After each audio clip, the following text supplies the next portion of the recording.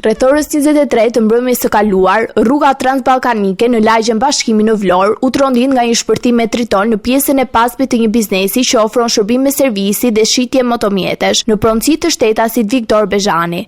Në shpërthim u dëmtua pjesët strukturore të godinës, përfshirë butonin e murit dhe xhamat, si dhe ambientet të brendshme të servisit, duke shkaktuar ndërprerje të aktivitetit normal.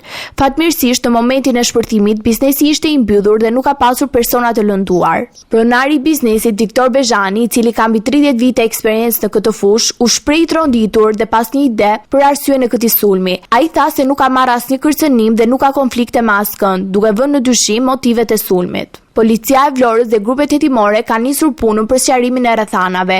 Janë sekuestruar pamje nga kamerat e sigurisë, të cilat tregojnë lëvizje të dyshimta pranë vendit të ngjarjes pak minuta para shpërtimit. Por autorët kanë vepruar në një zonë jashtë fushpamjes së kamerave kryesore, gjë që tregon njohjen e mirë të zonës. Grupi hetimor po konsideron disa pista hetimi, përfshirë konflikte personale apo tentativa intimidimi, ndërsa banorët e lagjes shprehen të shqetësuar për sigurinë dhe kërkojnë masa më të rrepta për parandalimin e ngjarjeve të tilla.